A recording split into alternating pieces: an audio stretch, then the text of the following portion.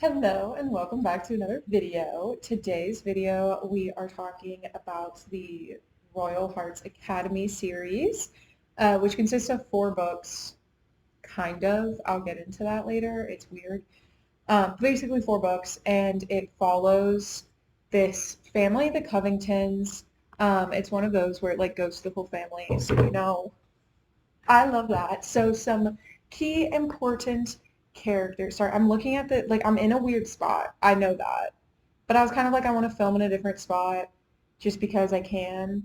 And I was like testing places and I was like, oh, I love my mom's little like thing behind me, which you can't even see, all dolled up for Christmas. But that's okay. So we're just gonna roll with it and maybe I'll never film here again. Probably is the reality. And I just got something in my eye. Wow, this intro's going great.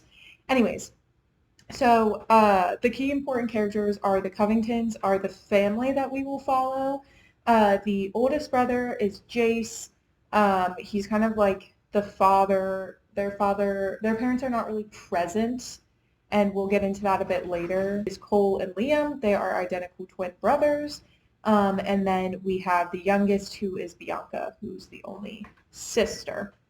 So that's the Covingtons, and then important characters that I feel like we should talk about. Dylan, who will be our female main character for the first book. She was best friends with Jace, like when they were young, like I think it's when they were like 10 to 13 or something, like they were best friends. And then the other important characters, Sawyer is Dylan's best friend in the present day when they're like juniors in high school. And then Oakley is Jace and Cole's best friend, but literally he's basically only Cole's best friend. I feel like Jace never even really interacts with him, but he's important too. And also he is Dylan's step cousin, which I will get into in a moment. But that's kind of like the important characters, the whatever. Okay, before I go any further, this video will contain spoilers for the series, so if you do not want to be spoiled, do not watch any further than this. Thank you. Love you. The first book is Cruel Prince, and it is, like I said, Dylan's book and Jace's book. So it's kind of like childhood friends to enemies to lovers, I guess is what we were going to call it. This is by Ashley Jade. Also, I don't think I said that. Or sometimes she goes by A Jade, but it says Ashley Jade on Goodreads, so I'm going to go by that. But I had just read her other book, The Words, which I talked about on TikTok, which I loved. And then I was like, okay, well, she has another series. I should get into this. Like, I should try it out. So I did. And this was it. Anyways. So Cruel Prince is the first one, follows Dylan and Jace, as I said. They were best friends from like their whole childhood, from like 10 to 13. They were like inseparable, really close. And then something happened and Dylan moved away and they lost contact, but now Dylan is being forced to go back to Royal Hearts Academy um, and back into this world, and she's really excited to reconnect with Jace. So, a little backstory, Dylan is left because her mom died when she was young and her dad ended up remarrying, and when she was 13, like about to start high school, her dad got this like super big job and it required them to like move across the country or something like that, and he also got uh, married someone new and like a lot younger, and this woman was influencing him a lot, I guess you could say. Dylan didn't really like her anyways, so that's why she left, and they kind of sprung it on her like last minute. Like it was like the dance was the last night she was there, and then the next night they were like, we're gone, which it's insane and not realistic. At least I hope not realistic to real people's life, because that's so traumatizing for a child and awful. Anyways, and then yeah. And then also through this book, there's like a mystery element through the whole thing, and it is kind of cool. Like each book in the series kind of delves into this mystery, and like you get more pieces of it every single time, which I did really like. Okay, cool.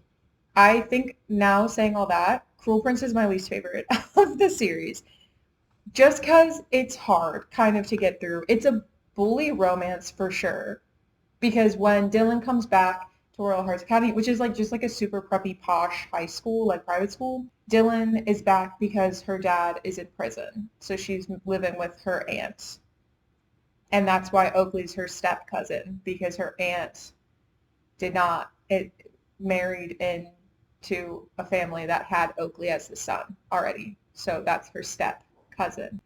So Dylan comes into school and is like, oh my God, I'm going to be besties with Jace again. This is going to be so amazing. We're going to like fall right back into how we usually were. Jace hates her and we don't know why. And it's like the big mystery kind of the first book. We have no idea why Jace like absolutely despises her now. Like not even is just like not interested in being with her. Like he despises her. And Cole kind of doesn't really care as much. And Bianca also hates her guts.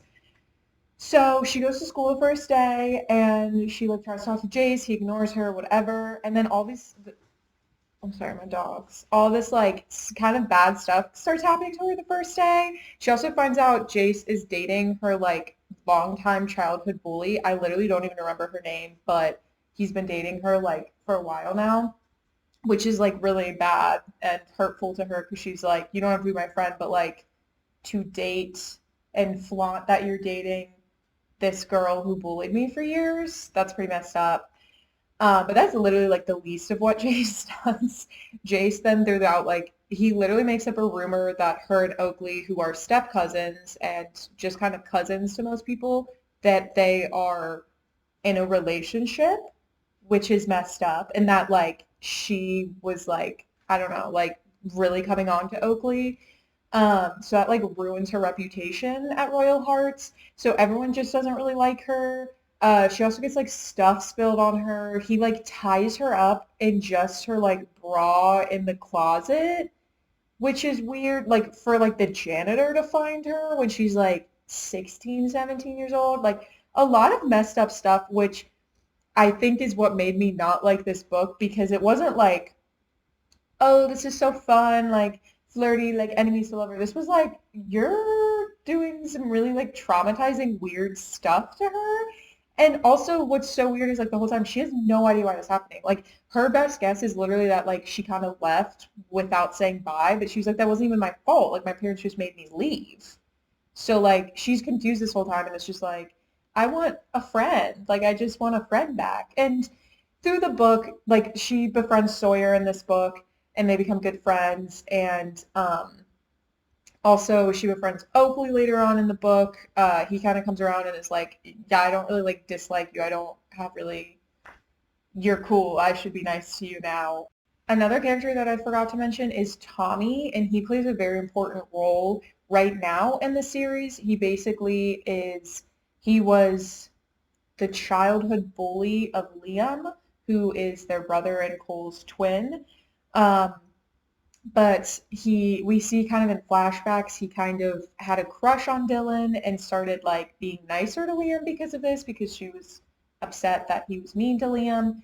And we kind of get this, like, I don't know, confusing little bit, I would say. And then now flash forward to the future, Tommy and Dylan kind of reconnect.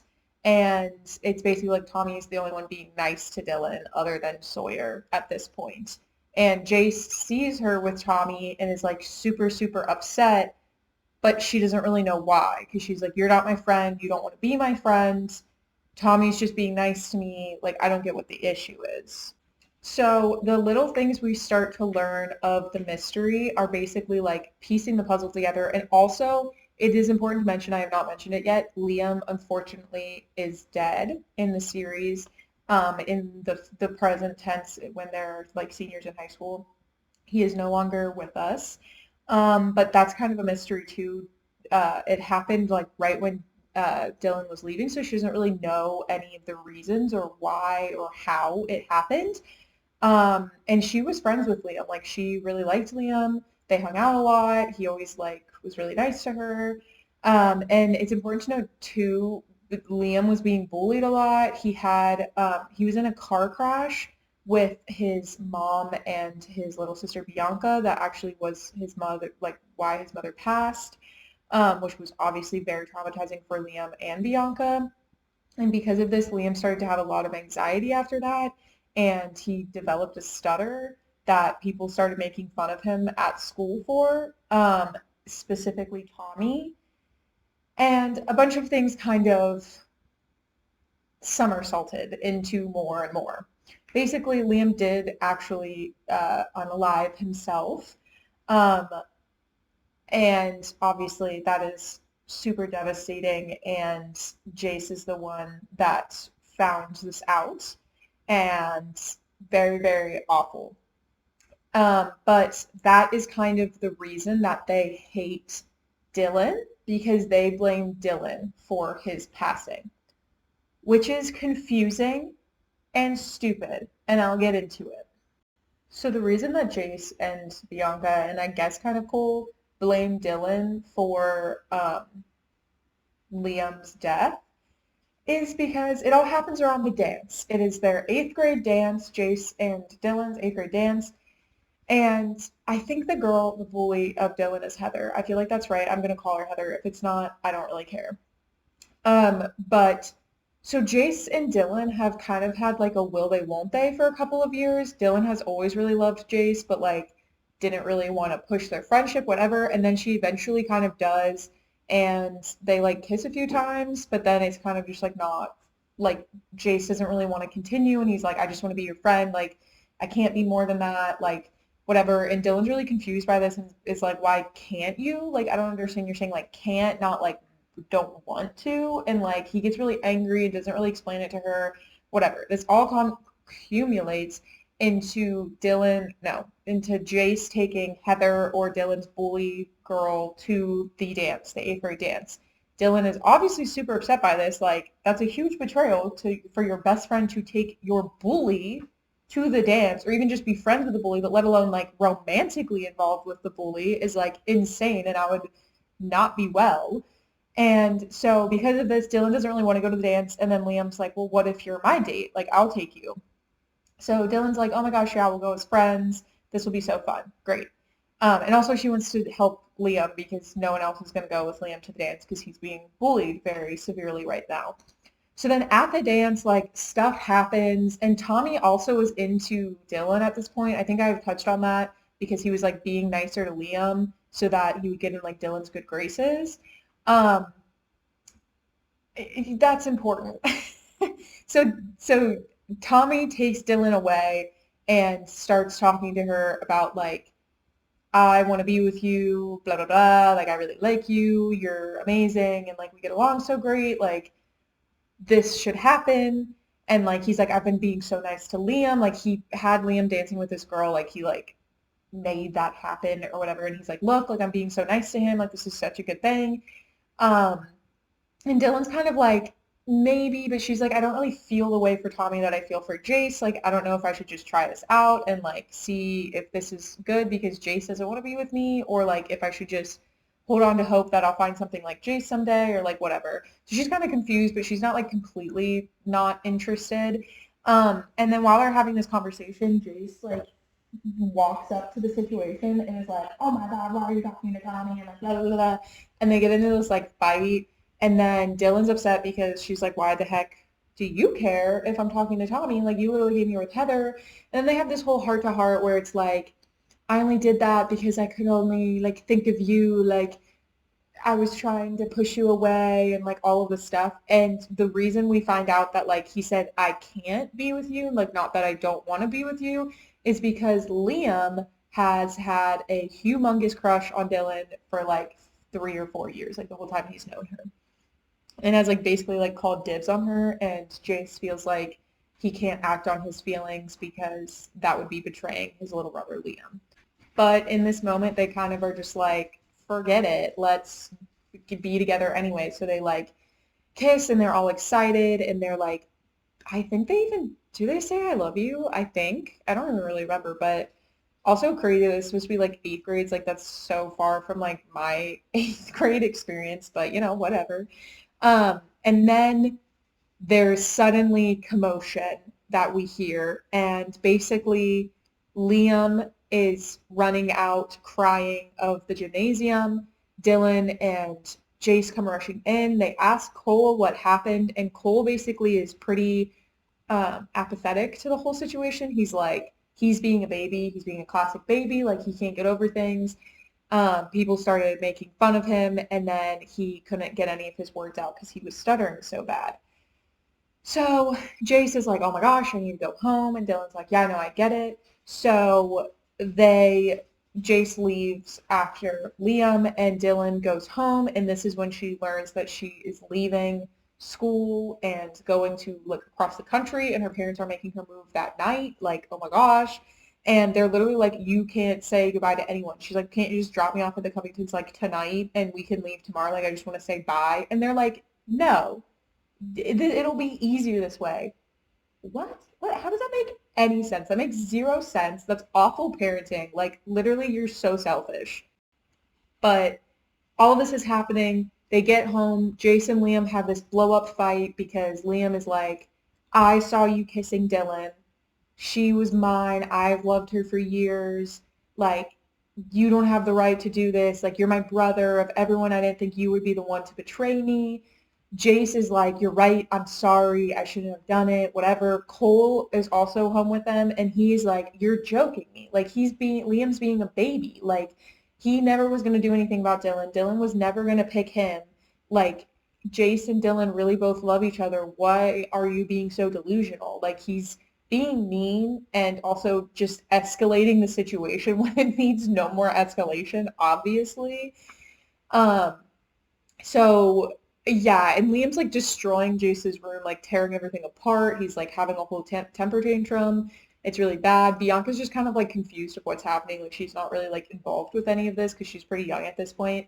Um, yeah, they go to bed that night, and Liam is like, I hate you, Jace, basically. And then the next morning is when Jace finds Liam.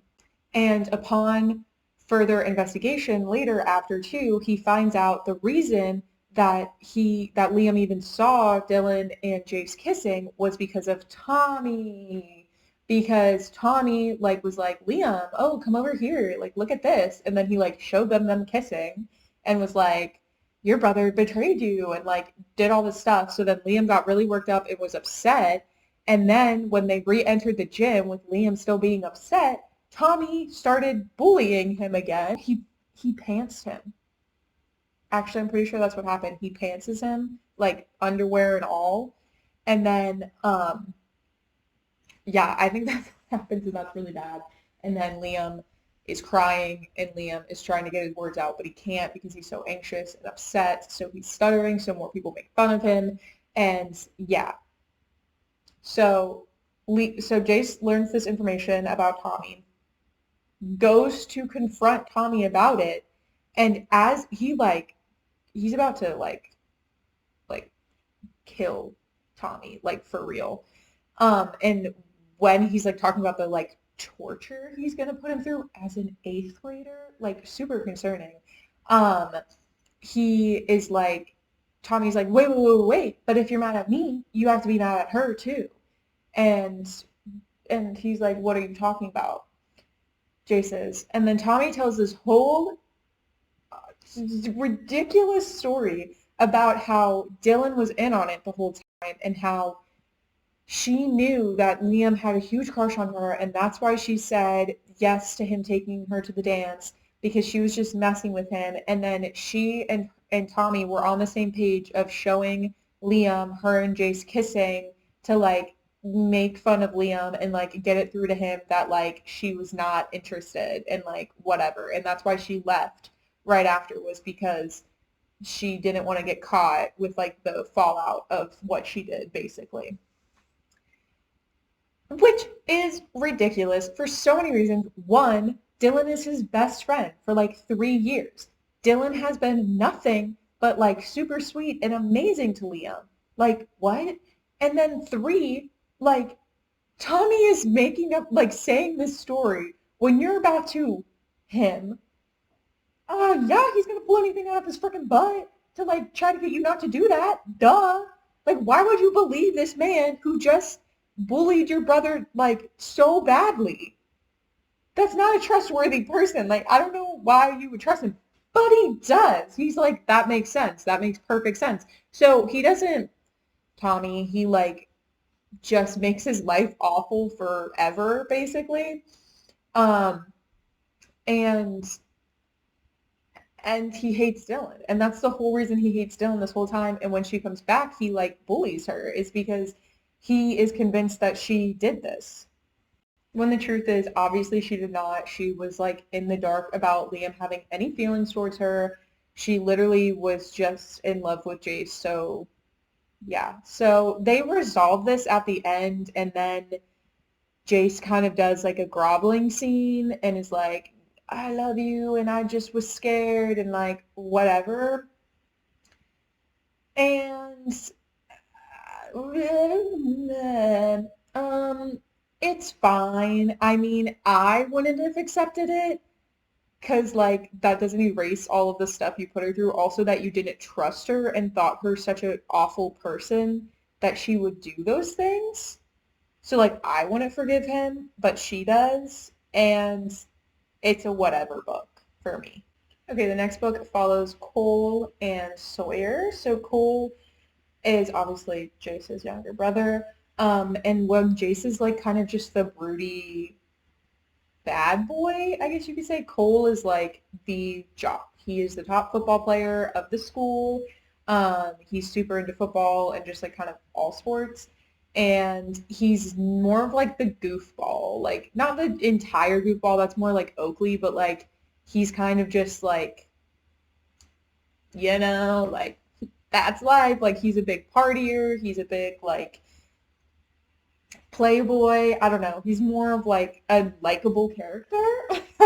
And then Sawyer is described as like a Bible thumper, which is crazy to me. She's just like raised in a really religious house.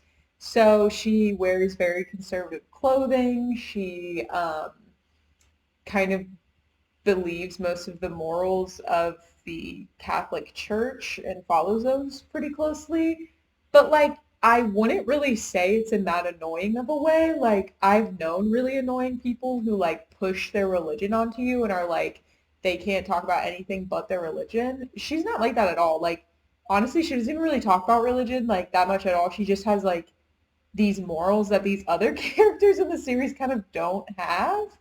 And they make fun of them for her, even though they're kind of just like being a good person. Like, I don't know. I'll get into that a bit more, but it's kind of weird. Also important to note, Sawyer is described as like curvier or like bigger, um, which also was in the words by Ashley Jade. So yeah, that's a point of the story as well. Like it's talked about quite frequently how she's like different from the other girls Cole has been with before.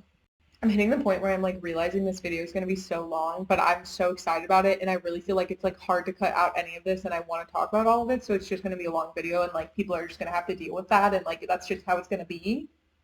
But I love you if you're watching the whole thing. And I just talk so much. It's so hard not to talk about these things because they're so fun. Okay, anyways.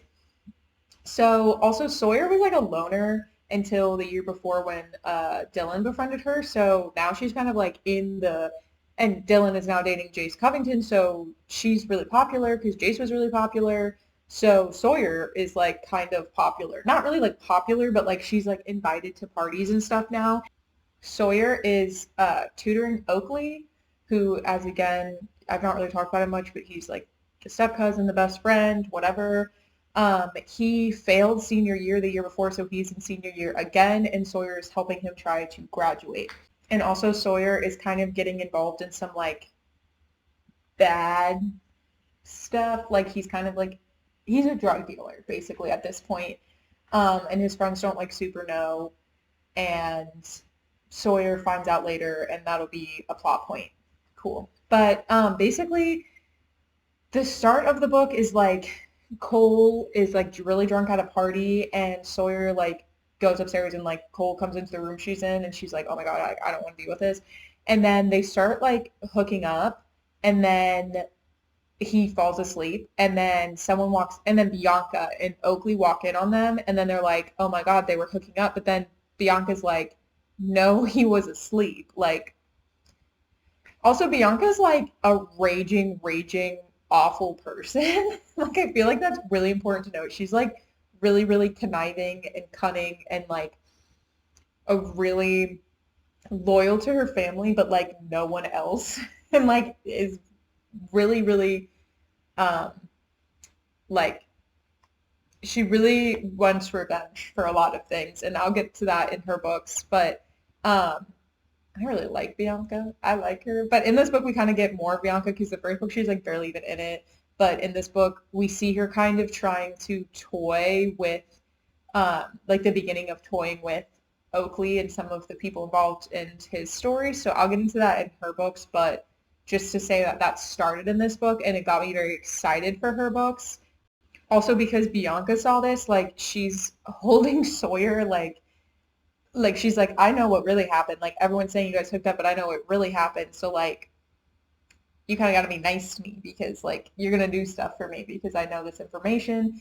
And Sawyer's kind of just like, Bianca, I would do it for you anyways because I'm a good person and I want to be your friend and like I don't see a reason why I have to be blackmailed and stuff. And it's kind of a funny dynamic because Bianca's just like so bad as a person, like morally, and then Sawyer's so just like, but I'm nice and I'll do things to help you because I want to help you, not because you're blackmailing me. Like, whatever.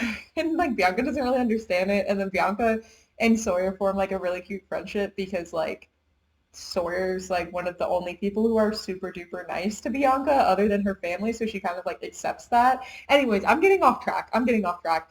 Anyways, so Cole and Sawyer kind of form this like friendship. So I don't really remember why, but Cole asks Sawyer to be his fake girlfriend. I think it's because his like past girlfriend is but like bothering, like he's annoyed by her. I think that's why. Like he wants to get her off his chest and like get away from me kind of reason.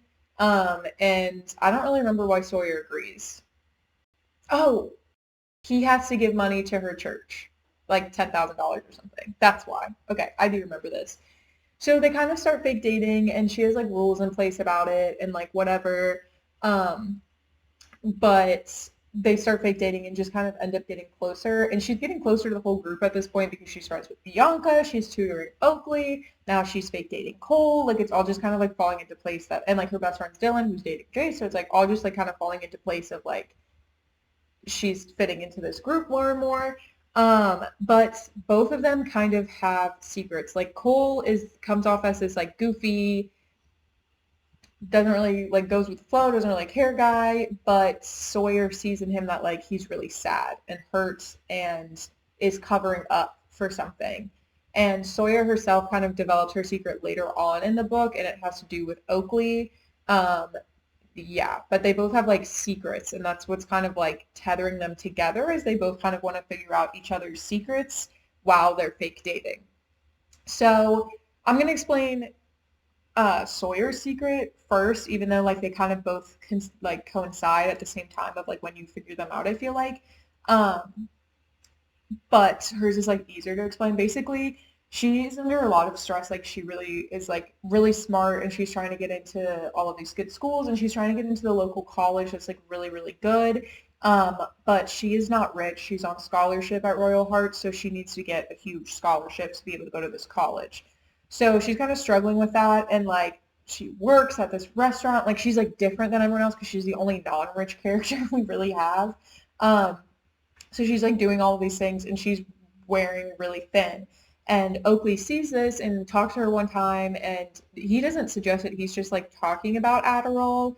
And then she's like, that, I want that. That sounds great. Like I can just write a paper all in one sitting or I can just focus better and this will be great. So Oakley's really hesitant, but he does get her illegal Adderall.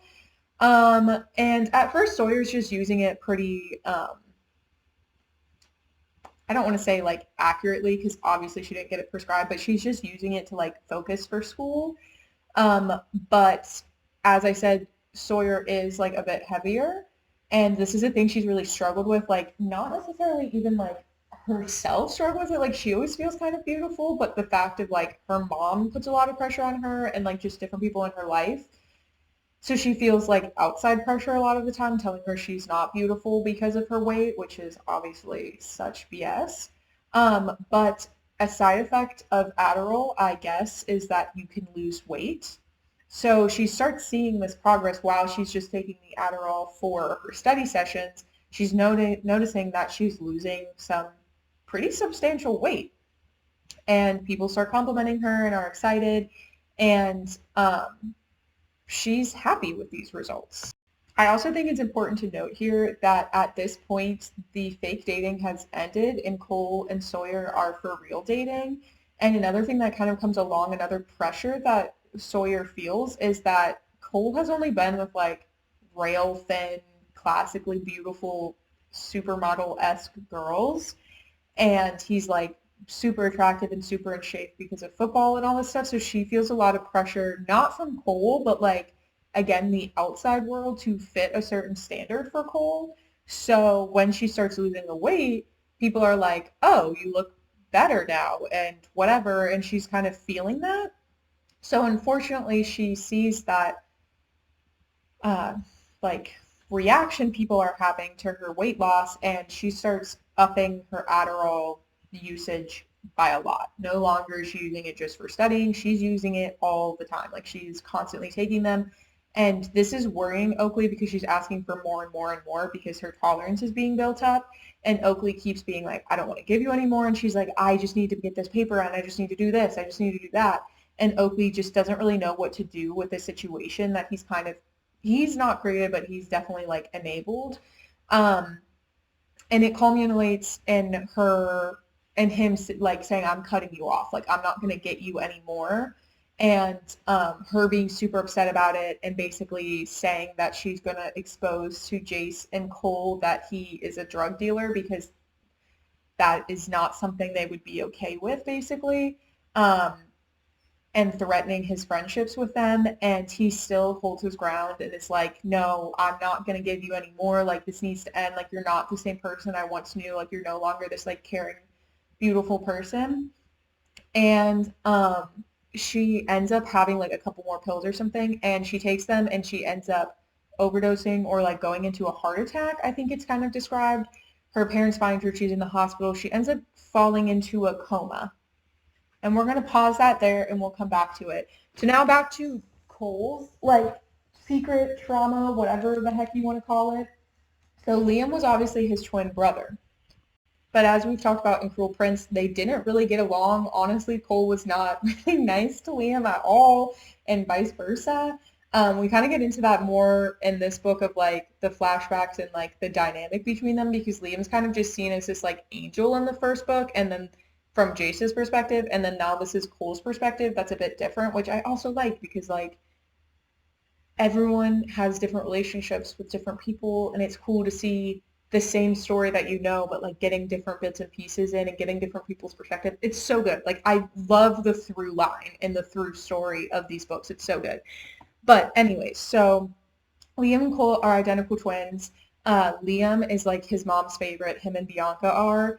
And this is kind of like a hard point for Cole because everyone kind of likes Liam more than they like Cole because Cole's kind of more abrasive. He's like he's very outgoing. He speaks out more. He makes a lot of like crude jokes.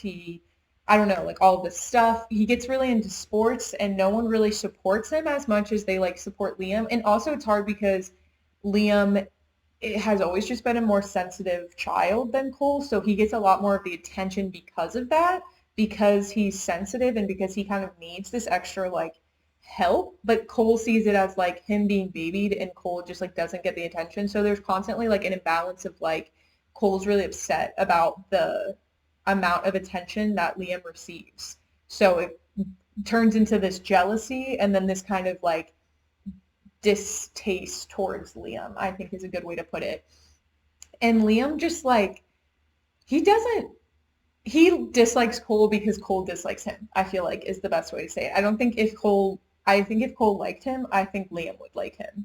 But since Cole doesn't like him, Liam's like, well, then I don't like you either. Like, whatever. And then after the car crash that Liam, Bianca, and their mother is in, that ends in their mother's death, and when Liam's stutter starts and all of that stuff kind of happens, people even more are putting more time in him, like of his family and stuff. And then at school, where Cole was kind of cool and like got more attention, Liam's now getting so much negative attention, and it's affecting Cole as like he is this popular, cool jock, but he has this like loser brother that everyone's bullying, and he doesn't like that. That like the one place he felt like he had kind of like the upper hand on Liam, Liam's just tarnishing as well. So it creates this like really bad blood between them. And Cole feels bad about this, like in the present, but not really. He still talks about it being like Liam wasn't an angel. Like everyone thinks he was this perfect person. He wasn't. Like he had his flaws. Like it's not in a malicious way. I think it's more in just like a realism way of like obviously every person, like no one's a perfect person, but everyone tries their best. But like he is sick of people just like making him this seem like this perfect person because again, like in counterpart, he's like the awful twin, kind of, you know what I mean? And we also get a new bit of snippet information from the dance night. So again, the dance night is when like everything kind of happens in Liam's story. So that night, Cole was there and he was escalating the situation, obviously making fun of Liam even more, whatever. He never really like stood up for him or helped him really at all in school or any of the bullying. That was always like Jace's position. Um, and then we get a new snippet of information, which is later that night, Liam comes to Cole's door at like 3 a.m. or something. And he asks if he can spend the night like in his room, like on the floor. He's like, I really don't think I should be alone right now. I'm having a lot of bad thoughts.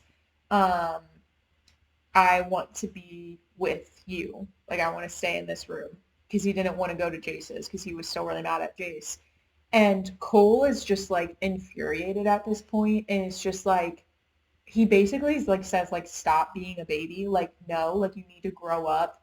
Um, and again, I think it's really hard because it's really easy to like make Cole seem like such a bad person. And obviously, I'm not saying that these things he did aren't awful and bad, but he's supposed to be like in like sixth or seventh grade while this is happening. So he's a child.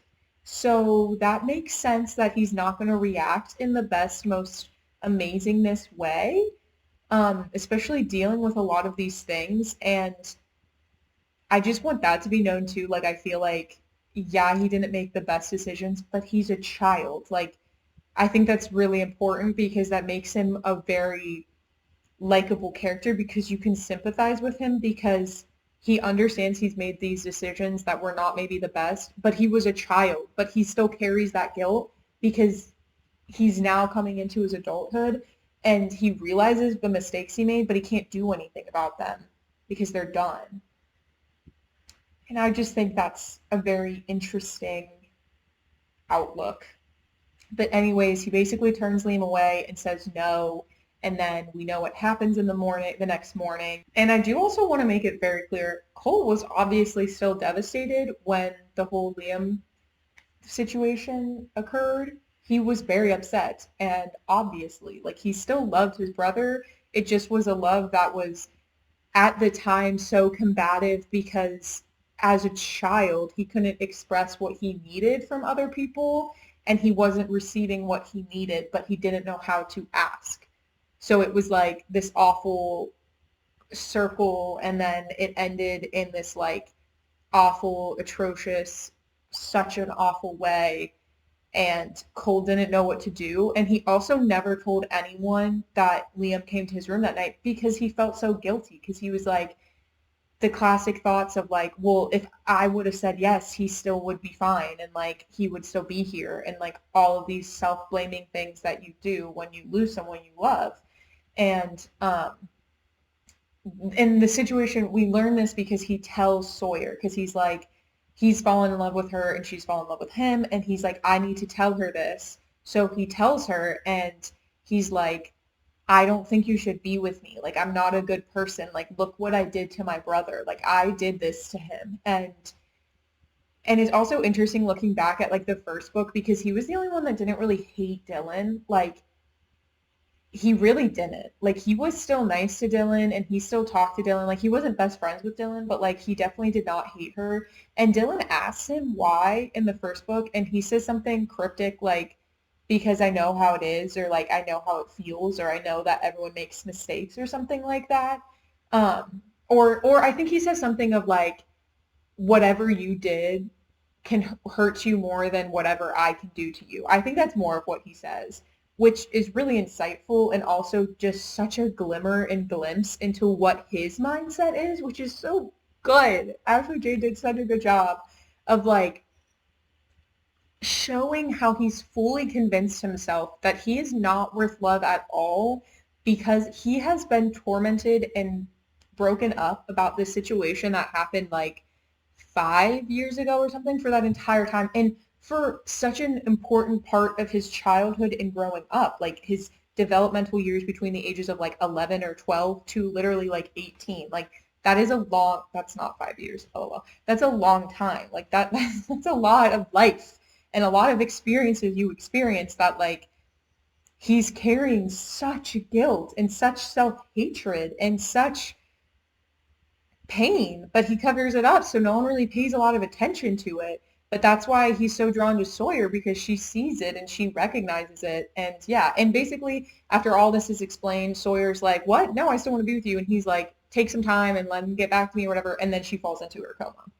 Cole is in such an awful mindset when Sawyer goes into her coma.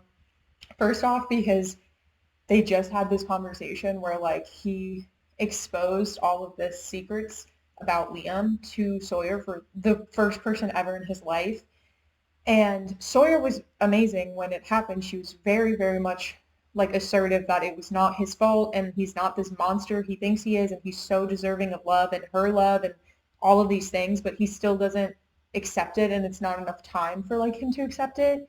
And then she falls into the coma. And then also the fact that he had no idea of her drug use, like at all.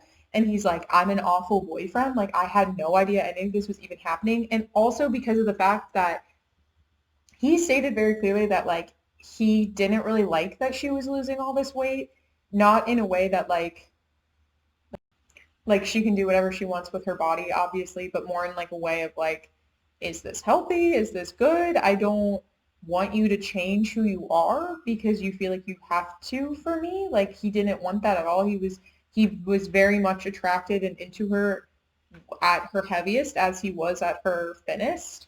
Um, and I think he did a really good job of asserting that to her, but she still just like felt this outside pressure and he felt responsible for that because he's so popular and so like whatever and such an athlete and stuff that like people were putting that pressure on her. Um, so he's in a really bad mindset. And then also the coma that they think is gonna last like 1 to 2 days ends up lasting 1 to 2 weeks to I think maybe even like a month to the point where they think that she is not going to wake up. So the doctors advise Sawyer's parents to take her off of life support and effectively like end her life. Um, Cole does not take this well at all, and he's like, "How could you ever do that?" Which is obviously such a hard decision, and I'm not blaming the parents or whatever. Like, this is the doctor's recommendation, whatever. But he has this like last conversation with Sawyer, and it's just like, I don't know what to do. I'm so lost without you. Like, I love you so much. Like, I don't want to be in a world without you.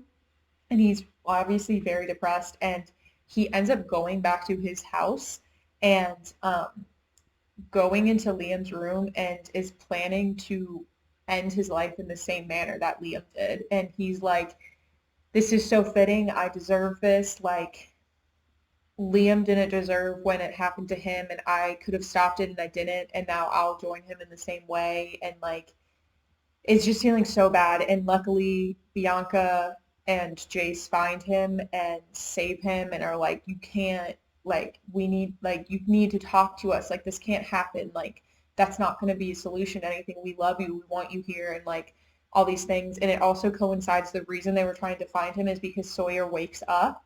When she wakes up, he very adamantly is like, I love you. I want to be with you. Like, this is amazing, whatever. And then they end up getting like engaged and married very quickly after this. The reason why, I don't really know. I think it's just because he's like, I don't want to wait because I've seen you almost die and like I don't want that, I think is like that. But I love this book. I think it was very beautifully done of like I think again there was a lot of like heavy material, but I think it was handled in a really nice way. And personally, I thought it was really well done. And I loved, as I keep saying, like the through line of the story of Liam and that night that we keep getting more and more glimpses of and more perspectives on because every one of his siblings had a different relationship with Liam. And I think it's so cool and so important that we get to see each perspective and understand each person's relationship with Liam in such a beautiful way that is distinct to that character.